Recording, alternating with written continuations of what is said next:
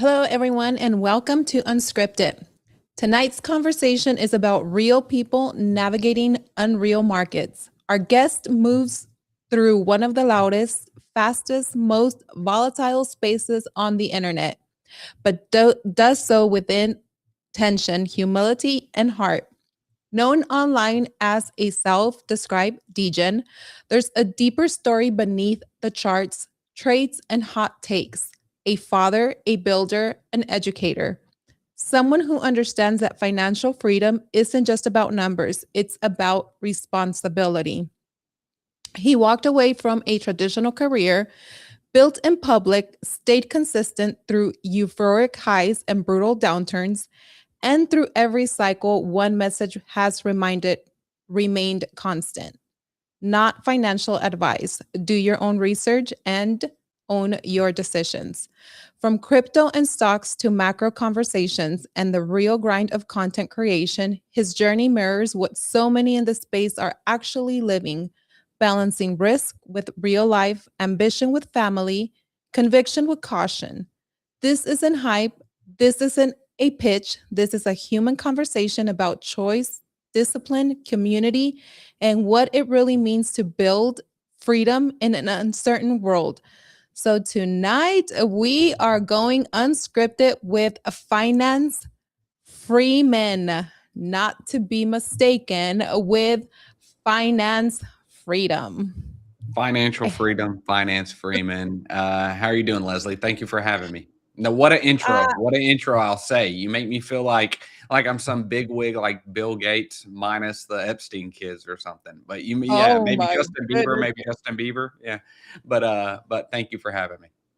No, it's a pleasure. And thank you for saying yes and coming on and sharing your story and all of the in between. And, I was laughing a little bit earlier.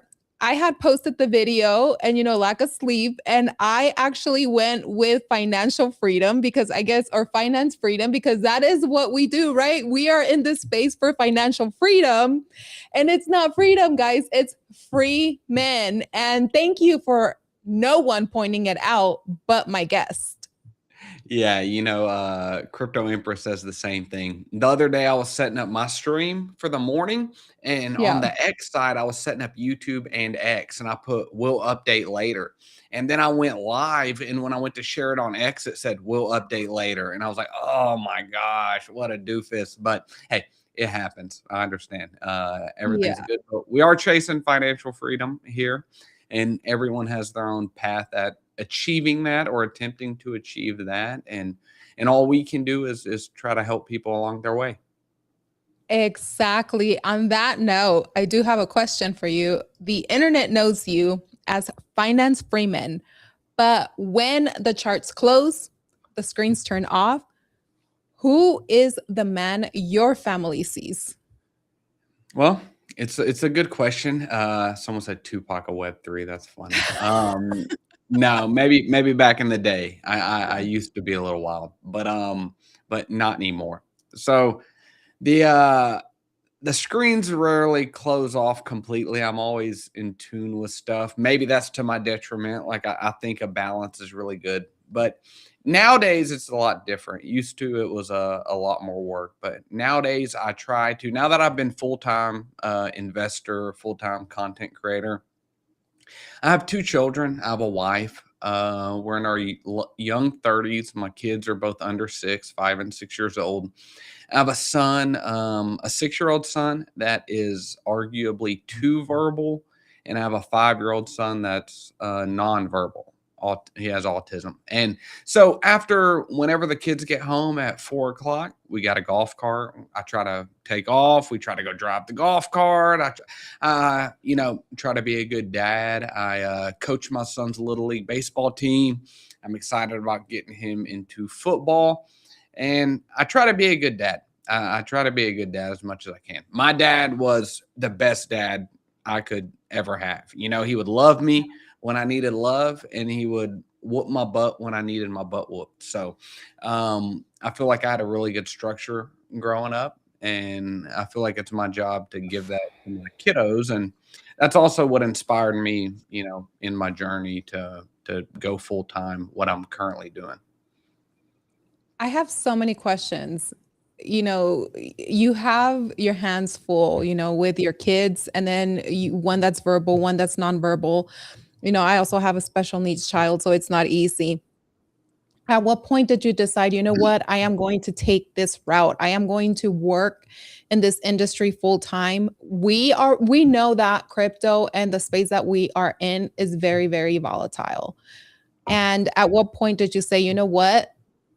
This is for me. I am going to make it work and, provide that financial security for your family. Yeah, it's a good question. And I didn't know you had children, a special needs children, or Mhm. child. So yeah, I know the challenges that come with that. You know, Yeah. it's a lot of people, not everyone's in our shoes. I feel like a lot of people in the space is like 22 years old, like lighting themselves on fire, shilling a meme coin or something like that. And it's like, man, that's not me. And so how my journey really started was I was a chemical engineer, and my wife was working in the medical field. She was doing sonography. And I've said this before, but my wife and I met her when I was 17. She was 18. And we both had about the same net worth. One was maybe $1, the other one was zero. So pretty much the same exact net worth. And so we were broke. And so we got together, and I ended up going to college for an associate's degree. She was working full time, and then we kind of flipped. When I got a job, she started going to college, and then we had kids. Her first or second semester in college, I would say, and then I later went in for my bachelor's and stuff like that. But so we had kids. We're making good middle class money, I would say middle class, upper middle class money. And I'm from Texas, and we were doing our taxes one year. And I pay all this money in taxes, what I think is a lot of money. And I'm looking, and I do my taxes, and I owe like 6 grand. And I'm like, what the heck? How do I owe 6 grand? And I said, so I started Googling this before Chat GPT, right? So I'm, you know, how can I legally not pay taxes? Like, I don't want to end up in the pen for not paying taxes, but how can I legally not pay taxes? And Yeah. it told me, start a home business. I said, okay, cool. What's an easy home business? And they're like, YouTube. And I was like, well, I spent all day studying crypto and finance on YouTube. I might as well just start it. And so one night I opened up my laptop and I was in a pink bedroom. My wife had our spare bedroom painted pink. Maybe she was hoping for a daughter. We have two boys. And I started making videos. And, Yeah. I never once intended this to turn into a business. I never once intended to make a dollar off of it. In fact, I was hoping I could just write off losses to offset my taxes the next year, right? Yeah. But it continued to grow. And like I said, I have a family, right? And so it was very hard for a while, especially like kudos to my wife, because I would work, wake up at 5 a.m., leave at 6, get home at 5 p.m. And then I'd be in the studio, pink at the time, until, 9, 10, 11 o'clock at night. And so then I was able to get some sponsorships and diversify kind of my income stream, I would say. And I've always invested on my own outside of like a 401k and stuff. But so basically, we just took it step by step. I was able to make, let's say a couple grand a month, and my wife was able to go part time. And so then she was able to be with the kids more and things like that. Then I was able Yeah. to make a little more, and she was able to quit her job completely and be full time stay at home mom. And then I had to replace my income in order for me to quit. So I was the last one to quit throughout this entire ordeal. But I think that's what it's like being a provider, and Yeah. what I've grown up to have a example of. And so I was probably financially ready about a little over a year ago, I would say, and when I say that, I don't think you need I see a lot of people quit something and just go all in. And I'm not saying that's the wrong thing to do, but I'm extremely risk adverse. Like in our industry, you have to know that bear markets come. You have to know there could be 6, 12 months without income potentially. There could be bear markets, all this stuff. And so you have to save up for rainy days on that. Before that, we had a little bit of credit card debt, not a lot, but I got in the Dave Ramsey, and I don't know if you're familiar with Dave Ramsey, but Dave, is like no debt at all. And I don't necessarily believe that now, but I think that it's very good for undisciplined people. And so at the time I was undisciplined. And so I used that to get out of all the credit card debt and all of that. And that's before I started content. But so have a very low debt ratio, debt to equity ratio, a good rainy day fund and things like that. And so whenever that happened, I was I was working a job for a major chemical company, and they were doing layoffs. And this was, probably 9 months ago now. And I wasn't going to be one of the people that got laid off, but Mhm. I raised my hand. I talked to my boss and I was like, hey, is there any way that we could work in one of these severance packages? And the main thing wasn't the 6 or 8 months of payment that would come from it. It was 18 months of healthcare. That was the big thing because, being in the United States, we have to afford health care and things like that. And I have a son that has, major needs, expensive Yeah. services that he needs and things like that. And so whenever I was able to acquire that, I talked to my wife and was ready to go all in. And so I've done that. I haven't looked back. Have had a lot better work-life balance. I work a lot more, but daddy's present a lot more, I'll say. And so it's definitely That been is the key, being present. Was there ever a time where when you first went to your wife and she was like, "Heck no," or was she full supportive all the way through and, "Let's walk through this together?" yeah, I'll never forget. And I'll never forget, we were like 3 months into this thing of me making content, and I got my first sponsorship, and they offered me like $300. And I recorded the video like 10 times. I took 2 days on it. I cared. Like I always care about my projects, Yeah. my companies, everything. And I never talk about anything that I don't truly support. But, I just couldn't believe it. I couldn't believe that, I built this thing from nothing and I was able to make a couple $100, whatever it was. Right. And so I remember at that time I told her, we were in the kitchen talking about it and she's like, yeah, go for it. And I was like, baby, I'm going to make us rich. And she recorded it. Now, unfortunately, when I got hacked and had to wipe out my hard drives and Mm. everything, that video got deleted. And but my Oh, goal is yeah. not to be like filthy rich or anything. I'll say that now. At the time, I thought I wanted Rolls Royces and Lamborghinis. Now I just want no debt and to be home and to be able to afford a vacation and things like that. I don't need this crazy lifestyle. But no, she was supportive 100%. And she took a lot of the weight on her shoulders. Like I said, there was a lot of times I've always been home. I did have a job that required traveling and stuff like that for Yeah. weeks at a time, but never like deployment of 6 months, 12 months, 24 months like soldiers have to do or anything. I was never in the military. And God bless our military, but I was never in the military. But, still, I would come home at 5 o'clock at night and get out of the studio in time to either kiss the kids good bed at night or kiss them Mhm. when they're already asleep. And Yeah. that was Monday through Friday. And then I pretty much worked a regular schedule Saturday and Sunday. So, I would try to get done by 4 o'clock PM, something like that. But it was a lot because when you're building a business, you basically have to have your full-time income established, and then you have to build something from nothing to Mhm. bypass that previous income.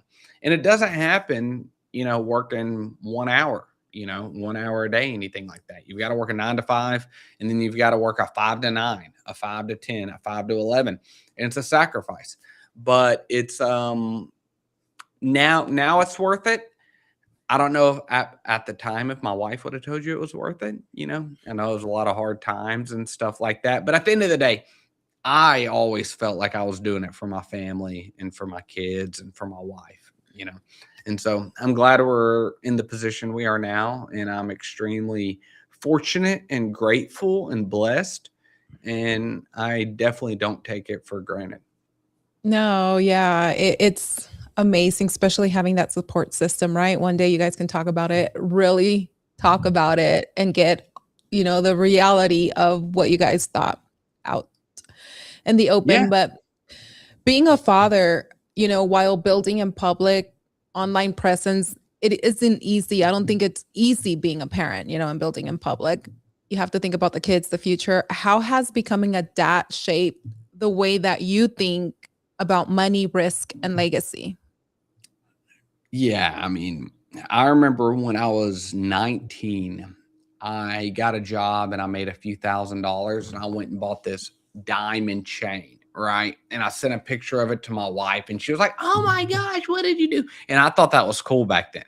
Right. Yeah. And it was like fake diamonds. You know what I mean? Like there was nothing cool about it. It was like I totally got ripped off. Right. Yeah. And so now I care about none of that. Like I really don't. I really don't care about any of that.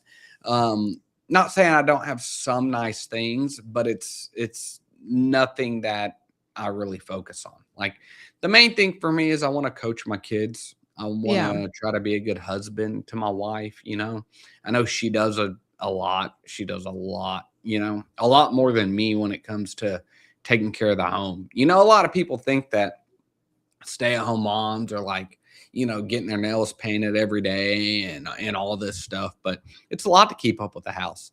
Especially like my wife would say with 3 kids or 3 boys, my 2 sons and me, it's a lot to keep up after. And Oh, yeah. so it's definitely changed me a lot, and especially with having a special needs son, Mhm. because my 6-year-old son, I'm trying to raise him to he'll be smart and hopefully be able to go out and have a career one day and have a family. But with my other son, obviously I hope for all of that. And I'll say he's extremely intelligent. Like he's probably smarter than my other son. He's just not verbal. And Yeah. so in that sense, maybe he'll never live on his own. Maybe he'll always have to live with us.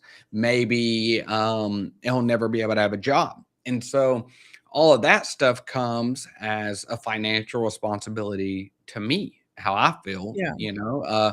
he can be on my insurance until he's 26 years old. But at the end of the day, I don't want him being in some government institution somewhere. I don't want him being in some insane asylum. Like, I want to be able to take care of him. I want to be able Mhm. to make sure he has everything he needs. And so those are big responsibilities. And Oh, and I think the absolutely. reason that I still have like a really good work ethic is because I mean, I've been broke before, and I Mhm. could be broke again, and I think I could get it back, but I don't want to be broke again. Like, I Yeah. don't want to do that. Like, I've got responsibilities now and all that. The worst case scenario when I was 19 was I failed and my wife of 1 year left me. Now it's like I let my kids down. You know what I mean? And so I Mhm. think that that's what kind of drives my work ethic per se. But yeah, I think that's kind of how I think about money now is not buying things, not buying watches, not buying, anything like that, nice cars. And don't get me wrong, we have nice, reliable vehicles, but there's not like, I'm not going to go spend crazy money on a Lamborghini or something like that. And I'm damn sure Yeah. am not going to buy anything to impress anybody. Like, I don't care what anybody thinks about me. I know who I am. People who know me know who I am. So I'm not going to buy a piece of jewelry to try to impress somebody or something like that. And so at the end of the day, it's just, you know, I know the only thing stopping me from having ultimate freedom with my kids and having to go to a job or having to do anything I don't want to do is money. And so protecting capital, especially in a bear market, Oh, investing yeah. capital strategically and not spending it on very stupid things are very crucial to me. But maybe some of the influencers that do buy stupid things during the bull market, maybe I could buy those during the bear market, but Yeah. I wouldn't do that during a bull market, like just spend Oh, money. heck no. Nope, nope. Okay, so your brand, it mixes education, humor, a bit of that degen energy that we have in this space. What part of that persona is performance and what part is authentically you? I mean, all of it's me. Mhm. I'm honest. I'm not, and I think your camera might have maybe you muted, but all of it's me. Nothing I ever do is unauthentic, I'll say. Yeah. One thing I could have made a lot more money last year partnering with all the meme coins that tons of influencers partnered with and all this stuff. And I've actually been known for making videos calling out those influencers Oh, for partnering with some shady people. So I always do my due diligence and everything, and I always put my community mhm. first. And I'm also very honest to a fault, like sometimes potentially too honest. But I Yeah. just I try to be true to myself. I mean, I am a degenerate, but I'm not a complete degenerate. Like, there's some people out there that their entire portfolio is in sub 200 cap meme coins. Like, that's not me. And I don't try to act like it's me. Like, I'm not sitting there making videos, lighting stuff on fire, trying to promote a meme coin or something like that. I'll go through the bubble maps, go through the data, go through the chart, all of that stuff. But even then, it's a small allocation of the portfolio, like Yeah. allocation that it could go to complete zero, and I wouldn't lose sleep over it. Now, maybe I'd be a little mad about it, but I wouldn't, it wouldn't change my day to day life, anything like that. And so I think that's a good strategy to have. You have some people that are all against meme coins. They're only, utility, they're only stocks, they're only this. No, you can diversify. You can Yeah. be a part of a lot of things. Some things have a lower multiple, estimated with it. Like if you were invested in the NASDAQ, for instance, or the Dow Jones, there's a lower multiple expected in that, but there's also lower risk expected in that, right? And so then that could be a larger part of the portfolio. Meme coins could be 1% of the portfolio, right? And you could have fun with it and see if you can find a real community, something like that. And so I would say all of it's authentic, but if you listen to my content every day, you would get my overall strategy. If you only tune in on the meme coin videos, you might not get the full strategy. Or if you only tune in to my Caspa Bitcoin videos, then you won't get the full strategy either. You know, Yeah. it's a comprehensive me. But I try to be me in absolutely everything that I do. Did you ever get into any beef or any big KOLs come at you when you started doing the videos, calling them out?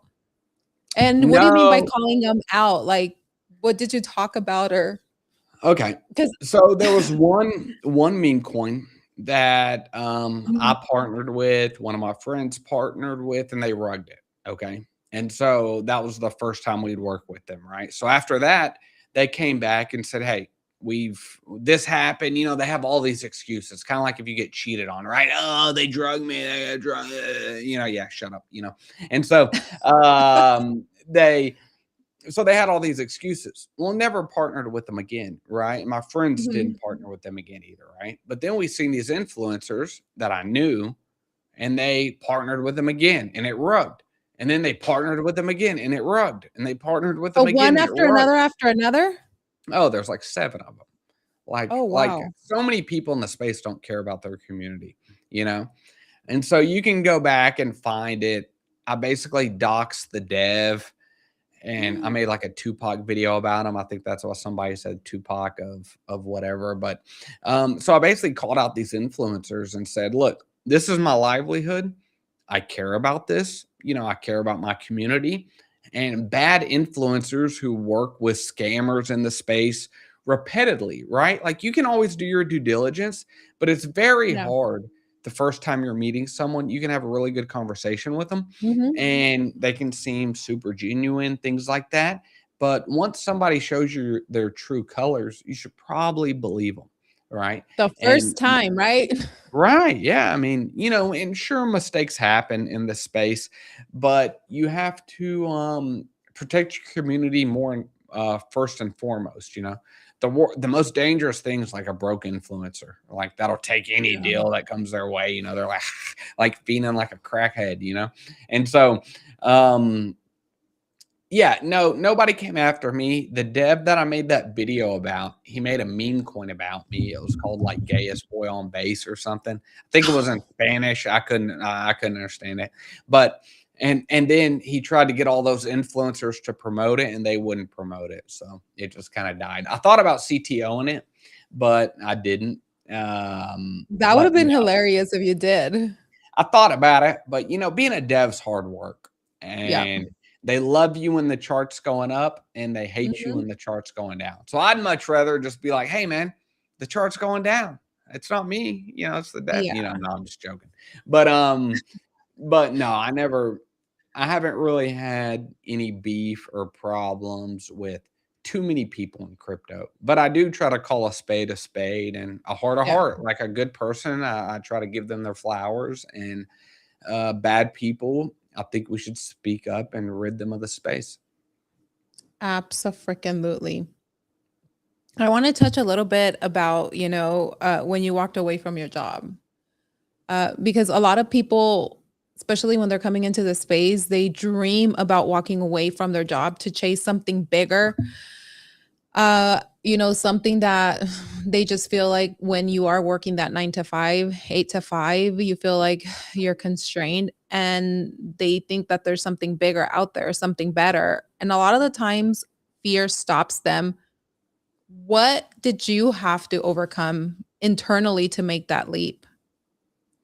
Yeah, it's a good question. So when I ran away from my job, no, I'm joking. You ran away. No, Okay.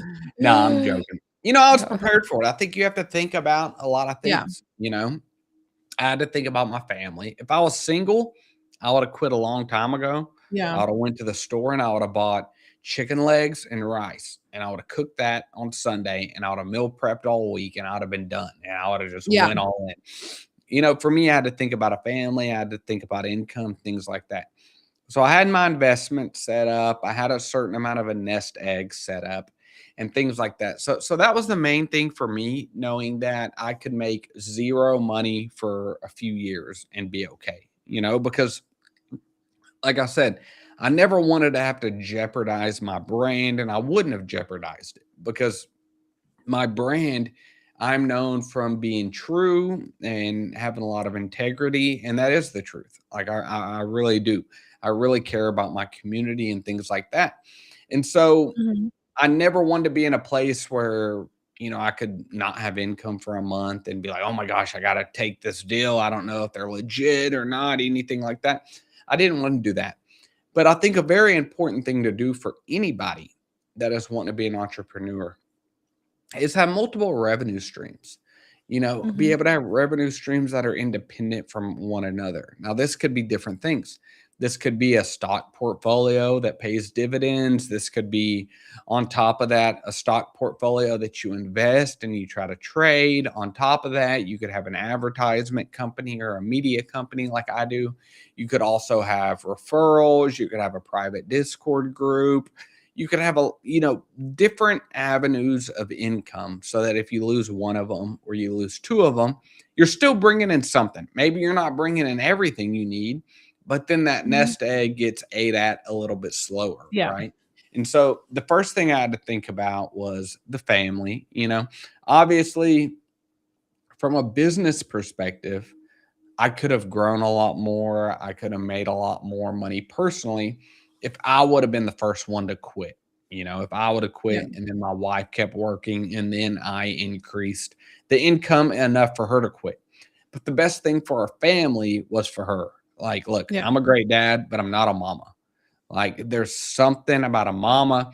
She can nurture, she can do all this, right? I'm a good Mhm. dad, but I'm not a mom, Yeah. and there's a distinct difference from that, even though some people don't think so. There's a distinct difference from that. And I think having a mom around is very important. And I thought that was priority for our family at the time, and my wife Yeah. agreed. And so that's the route we went. And like I said earlier, it was a long route because I had to replace her income, and then I had to replace my income, and then I had to have the nest egg, and this and that and the third. But that was pretty much the only thing I thought about was the family, how to make that, because I do have an engineering degree. I am decent at what I did as a career. And so there's no doubt in my mind if I needed to ever go back, God forbid, to, working as an engineer or something, I could do that. Like I left on good terms. That was very important for me to leave on good terms, never burn bridges with anybody because you never know who you meet one day. That might be your boss. They might, you just never know what meeting somebody, a stranger at an event, a stranger in the park, Yeah. what they could do to you someday. So that's one other thing. Treat everybody with respect, right? Until they give you a reason not to. Was But there ever go ahead. Go ahead. No, go ahead. I'm I was out gonna of it. ask I'm out of it, You're Leslie. out of it. I was going to ask you, was there ever a moment, in this journey of building your YouTube channel, content creation, and crypto where, that income was not coming in and you were like, "You know what?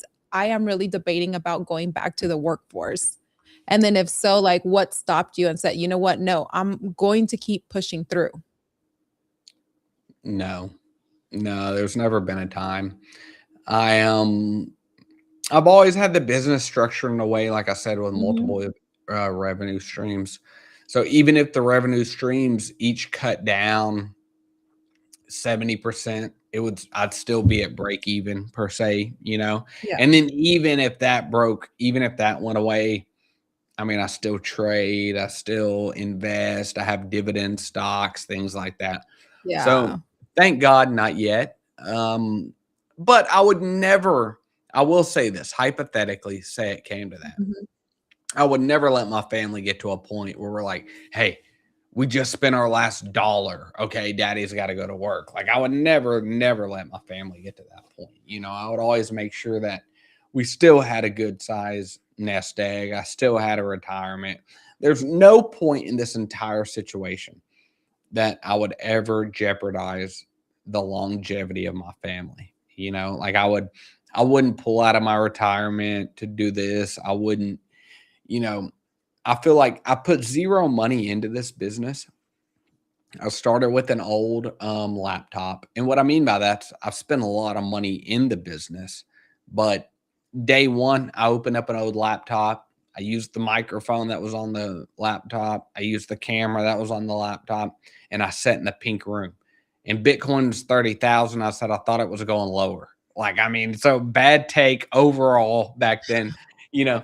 And so I haven't I've gotten better at my takes now. I'll say that. But A lot and then from better. there, yes, ma'am. And so from there, I invested the first 25 grand I ever made back into like the studio and the computer and stuff like that. But I never took away from the family per se or from Mhm. anything like that.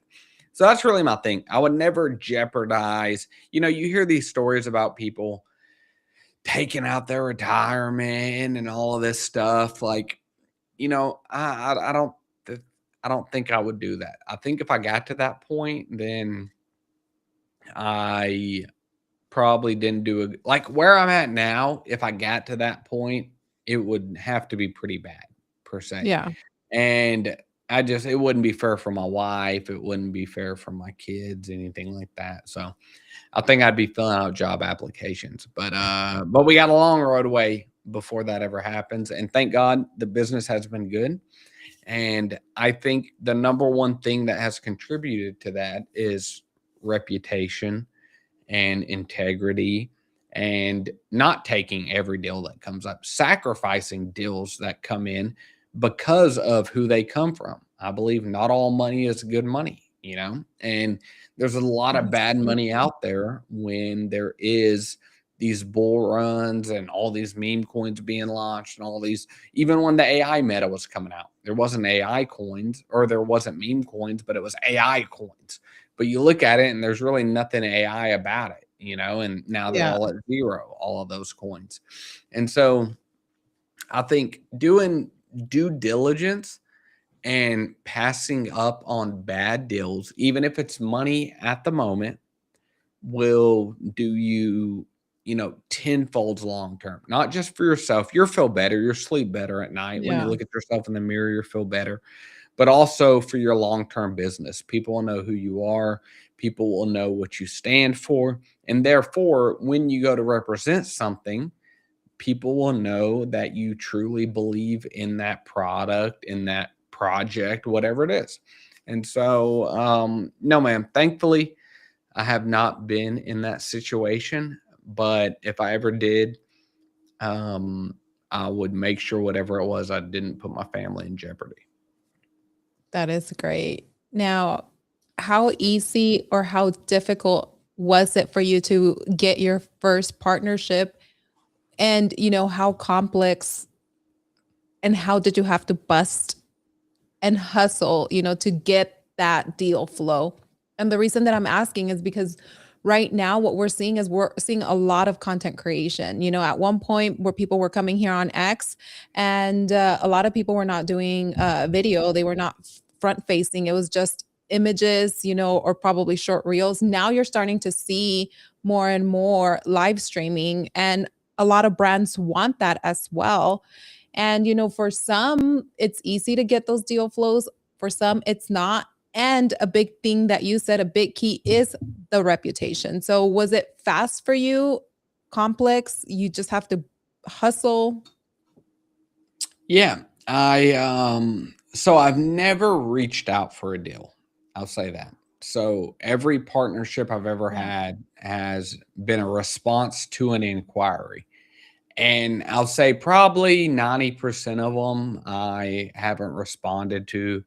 To be honest, I haven't even checked my email in forever. Like now that I've got X, it's so good. Like, Yeah. people DM me on X and things like that. My YouTube email used to be how it happened. And now I'll go into in real life events and things like that. But I'm really big at limiting partnerships as well, Hmm. you know. And so I think one thing that content creators do is they try to take all the deals they can get. I think that's Yeah. a very, very big problem for two reasons. It shows that one, and if you hear my golden retriever over there barking, I apologize. He's a service dog for my son. So, two things. If you take a lot of partnerships, like let's say you take a ton of exchanges, okay. Well, one, either you don't have any confidence in any of the exchanges, okay, like you care about Mhm. all of them equally, or you don't benefit one of them more, right? So that's one thing. So now you're telling your audience that you don't, there's not one that you benefit. It's like you're posting 12 links under your video, and it's like, hey, go click any of these, man, so I can make money, you know, Yeah. and I don't like that. You know what I mean? So like whenever I was looking for a sponsorship for my live streams, I was contacted by some people and I offered them and I went with one of them, right? But also on the flip side of that, yes, it's more genuine to your community, but you can also sell that in a way of exclusivity, right? Like, Mhm. and that comes Yeah. with a premium. So if you pay me for the sponsorship, I can promise you that there will not be another exchange promoted by me because I believe in you.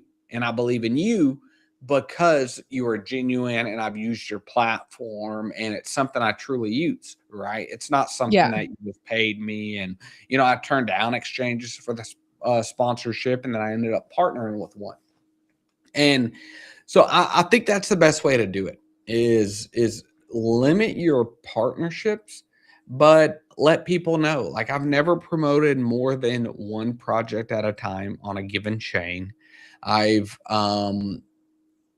only promoted two projects in a specific category at a certain time.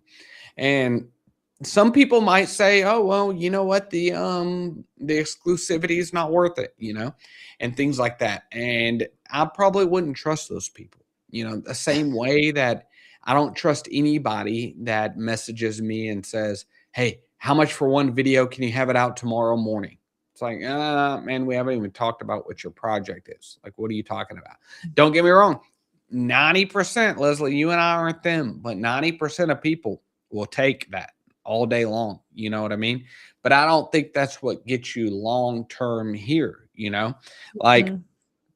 I like to start off my streams by like, hey guys, I love y'all. My name's Finance Freeman. In a couple years, those influencers that take every stream gonna start off their morning by saying, hey, how do you want your fries cooked? You know what I mean? And so it's just it's you're not gonna build a long term brand like that because you're going to have a Mhm. tainted reputation. And when you have a Yeah. tainted reputation, that's a direct reflection of yourself. You're going to feel worse about yourself when you go to bed, when you look in the mirror, and things like that. So I think just giving all to the projects that you can, giving all to the companies, whether it's an exchange, whether it's a wallet. I've done multiple exclusivity deals over my career here in Web3, and I really think that's the best way to go. And like I said, it may come with a premium because whenever you do those deals, you're giving up the opportunity to take other deals, right? But at the same time, you're committing to only representing that one thing. But the key is when you do that, you have to make sure that it's something you truly believe in. And if you truly believe in it and you're transparent about it, then I don't think there's any problem with it. I think that's the best way to go. Absolutely. Now, your audience calls itself Finance Freeman Family. Oh, you did some When you homework. Cool. Yes. So when you first started creating content, did you ever realize you were building a community, not just a channel? No, no, I didn't. I had no idea. I had absolutely no idea what I was doing. You know, I made content about a whole bunch of things that I liked back in the day. And then I would look at, I would make a whole bunch of videos and then all of a sudden Mhm. one popped off, right? And so Yeah. at the time, I went to that, like, okay, yeah, let me make a whole bunch of videos about this. And it was something I really liked, like H bar or something, Hedera, right? I like that a lot. And I like Casp a lot. And I like the internet computer. And I like Turbo, which was my first big meme coin and things like that. But I never realized I was truly building a community, Mhm. until I finally released a Discord. I was reluctant to release a Discord for a very long time. I was reluctant to it. And I finally released one. And I've got a whole bunch of guys there and gals, ladies. Emily, she's a very nice lady. I've got a whole bunch of guys in there that they just want to hang out, And I I don't try to charge like a crazy price or anything like that. Like it doesn't bring in a ton of income right now, right? Because people drop off when the bull market ends and things like that. But what I do know is like that's my true community. It's kind of like Yeah. when you have like I think there's like 80 people in there now, 85 people. When you have friends in real life, right? Like if you're the Mhm. pretty girl in school or you're the high school quarterback and you're throwing touchdowns and everybody wants to be your friends, but then you tear Yeah. your ACL and you've got like two dudes around you. Yep. And you're like, wait, where'd all my other friends go? And they're like, oh, he's with the quarterback. He's like, well, I was the quarterback. And it's like, well, not anymore. Your friends have changed. And so that's how you see who your true community is, what your true community means about. And so I do think that it's important for everyone to join some kind of community, whether it's an X community, a free community, a small fee community, anything like that. I think it's really important to be with like-minded people Yeah. because there's a lot of leeches in the space. And Mhm. it has nothing to do with crypto. It has to do with money. You know, there's bad stocks in the stock market. There's zombie companies, what they like to call them in the stock market, that basically they might have quantum computing tied into their name. They might have AI tied into their name, but really they're doing nothing, and they've got this crazy market cap. And so anytime there's money, no matter what it is, like I had my social security number stolen from me when I was 18. I had no money. So, but they thought I might have had money, I guess. Mhm. So anytime there's money, there's going to be bad people. And anywhere that there's bad people, we've got to be able to surround ourselves with good people.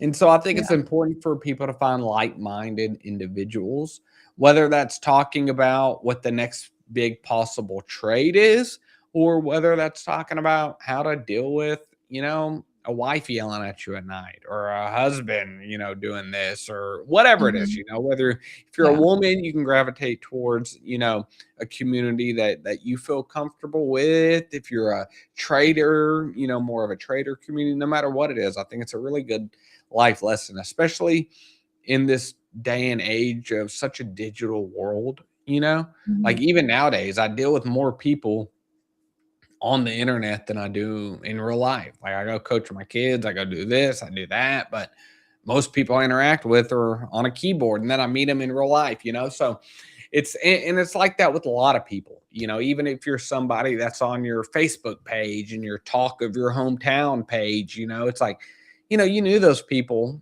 when you were in high school, but now you're friends with them.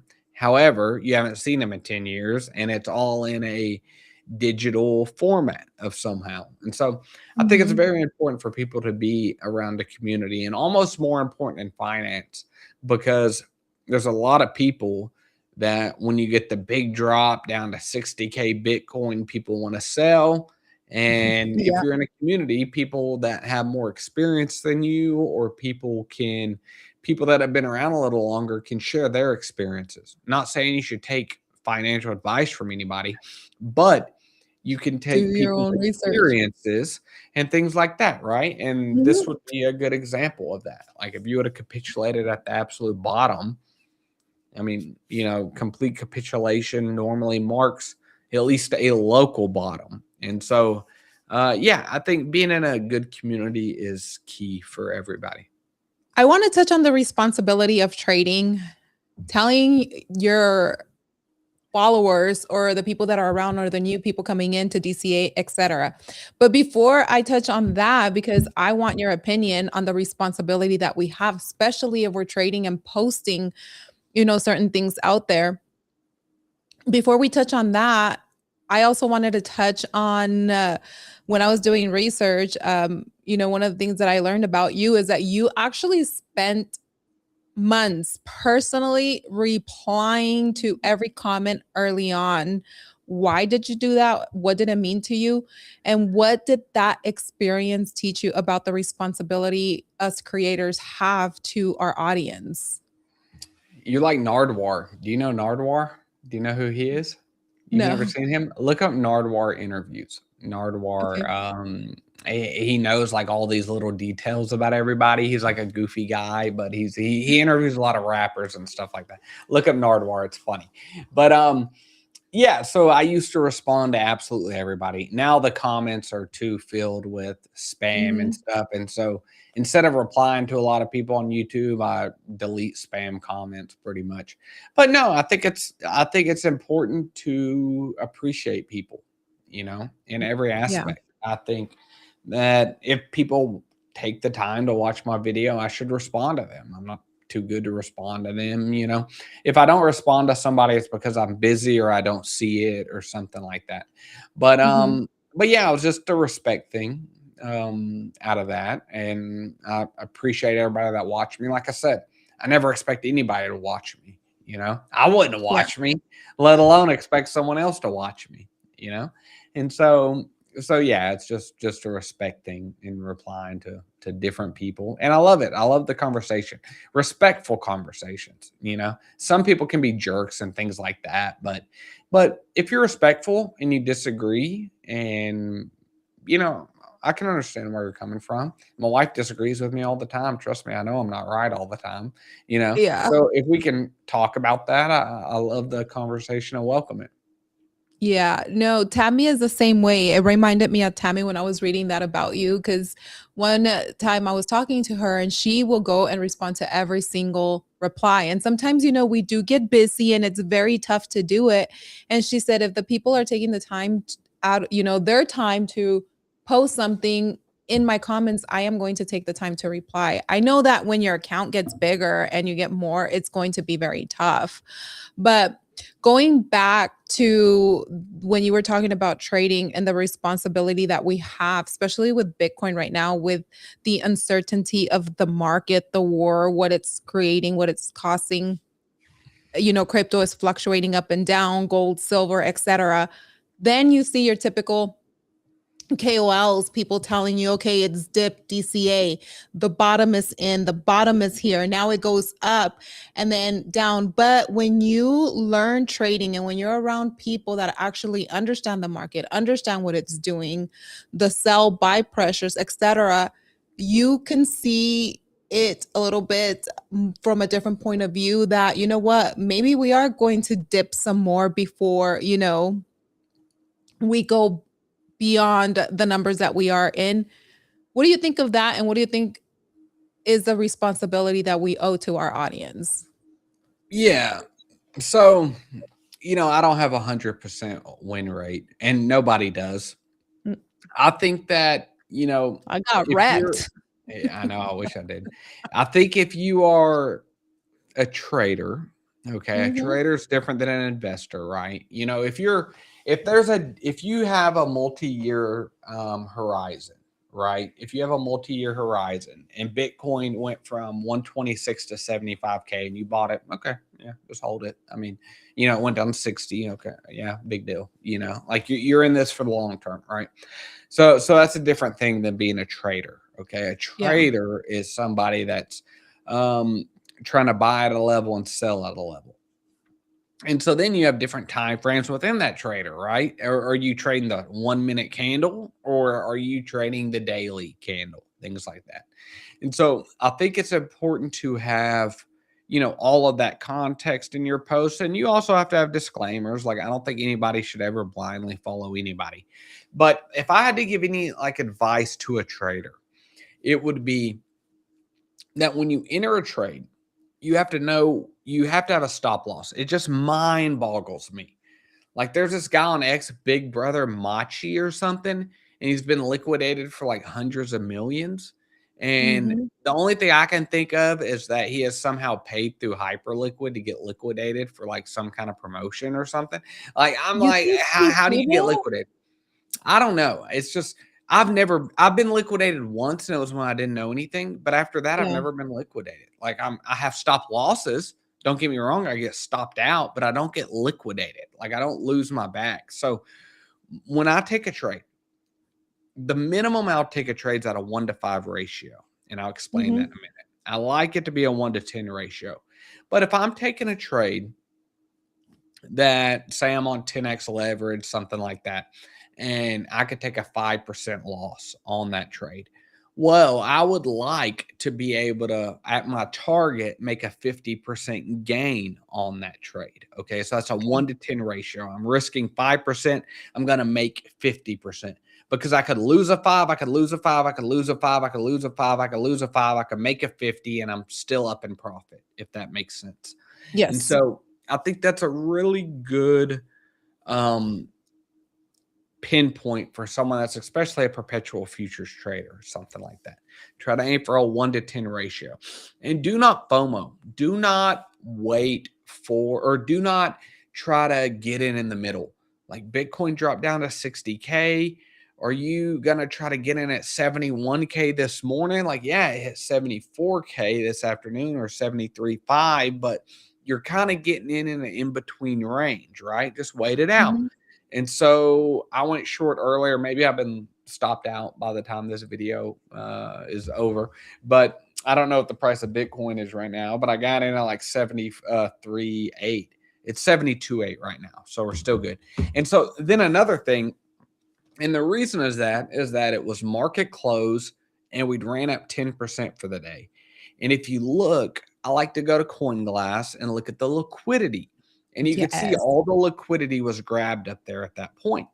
And so then we came down. And so basically the chart did this, peaked out at 73.5, came down, came up, and it stopped a little short. So I put my trade Mhm. there and I put my stop loss a couple $100 over the 74, right? So like say Yeah. or whatever it was, 73.5, 74, whatever. But I put it a couple $100 above that, right? Well, then at market close, it dropped down and I was up 25%. So I moved my stop loss to a little underneath break even. And that's one thing that I don't think people do. People get greedy, and I don't ever take profit per se. I always use, so whenever I take a trade, if I become in profit, I then move my stop loss to break even. Okay. So if I go Okay. to sleep at night, I wake up and I'm done. I wake up with the same money I started with, right? But then Yeah. if it drops down more, I'll move my stop loss into profit more and things like that. And that's really how I go about my trading. I very seldomly do a take profit. I more or less do a trailing stop, which is, for instance, and I don't mean to get too technical, but if you are in major profit, say you're in 100% profit, something like that, and you set a trailing stop to say 3%. If you're shorting and the chart's going down and you're making money, if it bounces 3%, it'll sell. You know what I mean? And Yeah. so you're giving up 3%, but you're also not giving up the complete potential upside of if it dropped a lot lower. The same way with if it was going up. If you were long in, if you had a 3% trailing stop and it went up and it dropped down 3.5%, it would sell at 3%.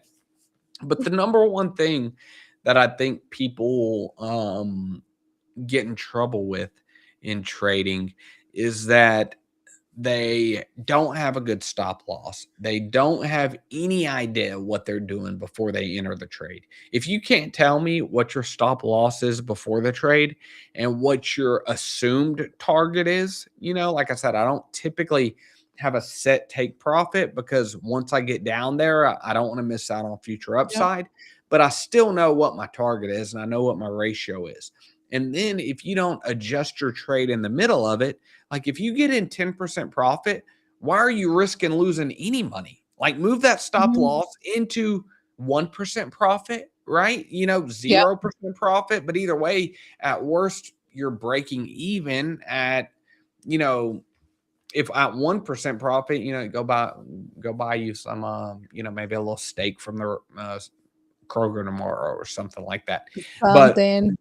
yeah, but I think a lot of people get into trading and they have absolutely no idea about it. And if you have no idea about it, that's where you need to do some more research, right? Do some more studying on it, join a community, find somebody you trust, do that kind of thing. I wasn't born knowing this, by no means. My dad was a truck driver when I was growing up. My dad got into a career later on and did good, gave us a good life. But my dad's never been a trader. He's never Yeah. been very, into the stocks and stuff. My dad just retired. He's got a financial guy. And I'm like, Dad, why are you paying that guy to do this? Like, I could do that, And so, Yeah. and, yes, so I wasn't raised into this, but I just spent 10 years of my life trying to learn it, so it's not something that happens overnight. But I think especially in a bear market, the number one thing traders can do is protect capital. Don't get FOMO into different things. Bitcoin took off and went to 74. Okay, let it find a floor. Let it find a new floor. If the new floor is at 72, well, then maybe take a trade at 72 and set your stop loss right under that. But let a foundation, let a chart get built before you make a move, and don't FOMO in, because the worst thing you can do is have no money for the next trade, then try to force the previous trade. Oh, yeah. I mean, that happened to me a few times. I've gotten liquidated. I've gotten wrecked. I used Yeah. to trade not knowing, and then when I finally started learning, one of the things that I do is that if I do like to scalp. And those are in and out, in and out, in and out.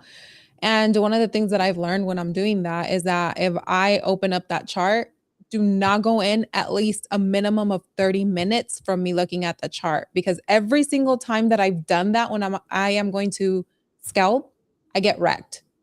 And it's like you think it's going one way, and I do look at coin glass, and sometimes you think that you're seasoned but you're not. And I was like, okay, I'm just looking at it. I look at coin glass, and what has made me successful as a baby trader is also drawing my lines, really looking at it, kind of watching it for, at minimum 30 minutes or so, because sometimes that chart goes sideways and you're food for everybody else that's in there, and you don't realize that those 30 minutes are going to let you know, hey, do you or do you not? And sometimes it does take up to an hour before I begin scalping. It's just watching the chart. And I think when I do that and I am patient, that's when I have my most successful trades that you see on the timeline. Other than that, I'm like today I tried for a little bit. I said, okay, I'm gonna scalp in and out quick. It didn't work out. And I was like, okay, Yeah. I'm out. I had a guy on my Discord that his first trade was like 400%. And I was like, oh man, that's the worst thing that could happen. The worst thing Yeah. that can happen is you win your first trade. Because if you win your first trade, you think you're Billy Badass. You go in Oh my there, God, you that put was more money me. in it. You're telling your wife, baby, I'm about to pay off the house. You know what I mean? And the next thing you know, your wife's eating ramen noodles for 3 months. And so, Yeah. so, yeah, we all have to learn the hard way. I mean, I've lost tons of money. Like I said, I was liquidated once before, but I made a lot of bad trades just Yeah. buying stuff at the top before I learned Fibonacci levels. Because one thing you have to know is you have to know what time frame you're in. If you're a 5-minute candle trader, well, that's a totally different thing than if you're a 4-hour candle trader, right? Because Yeah. your stop losses are going to be different and everything like that. But also, I just think that, you know, the everyone has to know your target before you enter a trade and before you exit a trade. Like Yeah. if you're risking losing 500 bucks to make 500 bucks, well, think about that. Like, would you flip a coin to win 500 or lose 500? If you would, go for it. You're Yeah. DJing, No. right? But would you risk 500 to win 5,000? Okay, well, maybe. And if you would, well, then what are the odds of you getting that 5,000? Like, what direction's the chart going? And what does it tell you about it? Are you getting in at a border? Like, I think that whatever your time frame, you should know what the top resistance is. You should know what the bottom support is. And you should get in at one of those. Because if you get in at this, like let's say you get in up here at this resistance and you get in here, well, your stop loss is 2% above that, right? So if it pops up, well, now guess what? You just got stopped out, big deal. But now you know what the new resistance is, right? Because support Yep. flips into resistance. And so now you have the basis for a new trade right there. But if you're getting in here in the middle, the cream of the Oreo, well, then you don't really, you're just praying. You're completely gambling at that point. And yeah, I mean, That is so you gotta true. pay your trench tuition. I mean, you've got to pay your trench tuition. I mean, it Oh my costs a God. lot of money. I paid a lot for it, and it came with no diploma, and Oh my so God. I it's a was expensive there. lesson. I was one of those two that would go right in the middle. And Yeah. I'm like, I'm food for everybody else. And it took me a while to understand that and, learn, okay, charts going sideways, your sandwich, your food for the whales, they're going to come and eat you. And it's like, but, those are good lessons. I know that we are on top of the hour and I wanted to do some rapid fire questions. Do you have time? I do. Okay, let's go. Okay. Bitcoin or altcoins? Do what? Bitcoin or altcoins? Altcoins. Bull market or bear market? Bull market, but different reasons. But yeah, Charts or fundamentals? charts. Long-term conviction or short-term trade? Short term. HODL is for the bulls to take your money. Coffee and charts or late night market streams? Coffee and charts. Coffee and charts. Risk big or play it safe? Risk big. Win big ones or win small consistently? Win big once. All it takes is once. Build wealth quietly or talk about it publicly? For most people, build wealth quietly. One life-changing trade or a lifetime of steady gains? One life changing trade. It's hard. It's hard who you're talking to, but if Yeah. you're talking to me, I'm shooting for the moon. Yep. So Freeman, if everything you've built disappeared tomorrow, the followers, the channel, the trades, and you had to start over with nothing but your knowledge, what would be the first move you'd make and why? Okay, that's a good question. If I had to start over with absolute, are you talking about in Web3 or are you talking about me leaving Web3? Just in general, building what you've built where I would say what you have right now. What I have right now.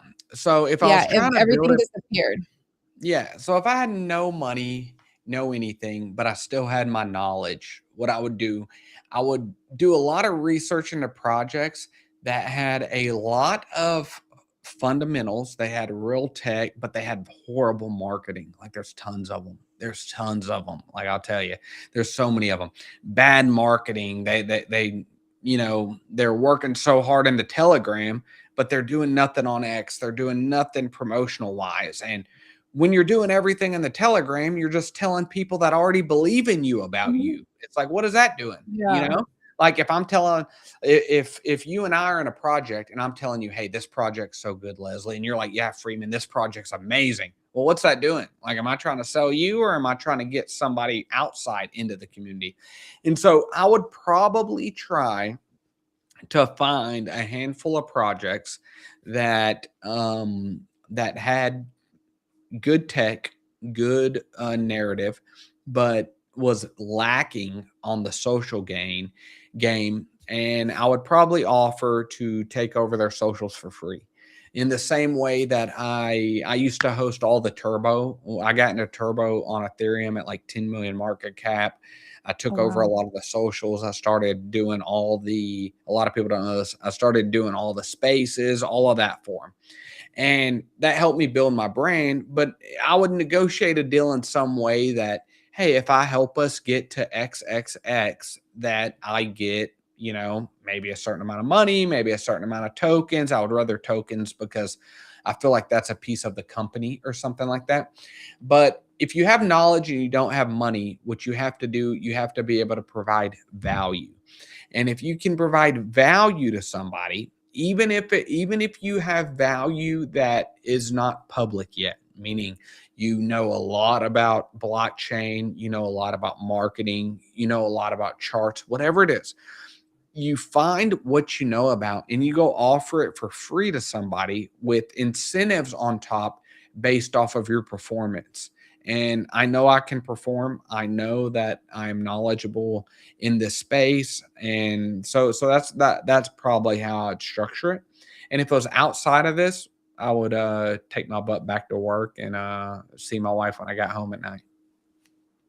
I love that. So one last question. What parting words, motivation do you want to leave the audience with? Especially for Yeah. anybody that might look back. Yeah, I think you know, everyone, especially if you're here in crypto, we're all here to make money. All right. There's no doubt about it. Leslie's here to make money. I'm here to make money. You're here to make money, whoever, you know, is watching this. But never jeopardize your integrity to give up money. Never jeopardize Yeah. other people. Like I feel like, look, someone's always going to buy the top of a chart. Maybe Leslie buys the top of a chart and I sell the top of a chart, right? Or maybe vice versa. But that's a fair game in that sense, right? We're both trading. The only reason somebody bought the top is because they thought they could sell it to someone else higher, right? But when it Yeah. comes to taking partnerships, taking anything like that, always do your due diligence. Don't promote anything to your audience that you wouldn't want to be promoted, you know, yourself if you were watching content. And on the flip side of things, anybody that's wanting to make content or they are wanting to get into this side of things, you know, don't be afraid of it. You don't need all this equipment. You don't need any of that. The worst thing that could happen is you open up your phone, you start making content, and nobody watches. That's the worst that could happen. I could think of a lot worse things that could happen to you. I could think of a lot worse things that could happen to me. If the worst thing that could happen is nobody watches, who cares? Who cares? But the best thing that could happen is you could change your life. And you know, I remember being very nervous when I first started making content and I was making content about the internet computer. And this guy at my job was actually into it. And he was like, "Hey, dude, I seen you." And I was all nervous, started sweating and all this stuff because I was in a pink room making content and all this stuff. But then you kind of realize, and we talked on a little bit earlier that, you know, whatever's happening in your life, you know, nobody outside of it really cares. And that if I stumble right now and, you know, I was to do something stupid on stream, yeah, people would know about it for an hour, but they'd forget about it, you know? So don't ever care about what people think about you. Just know who you are, know what your morals are, and know what your mission is and stay true to that. And so that's probably what I would leave people on. Don't worry about what people think. As long as you're a good person, that's really all that matters. I really like that a lot. And for everyone watching, we do understand that the markets can be loud, fast, sometimes even chaotic, but conversations like this remind us that behind every screen name is a human being with a story, a family, and a reason that they keep showing up every day. And if you are not following Finance Freeman, well, you are missing out because one of the things that we didn't touch about is that Freeman has amazing guests on his show and people with big platforms, etc. Good conversations, very educational. So you are missing out. Want to thank you again for being open with us, for sharing this moment with the community, with all our listeners. And thank you to everyone that is watching for being part of the conversation and for being part of the conversation. Until next time, everyone, stay curious, stay grounded, and of course, stay unscripted. Freeman, thank you. It was such a pleasure to have you on today. Take Thank you for care. having me, man. Bye, everyone.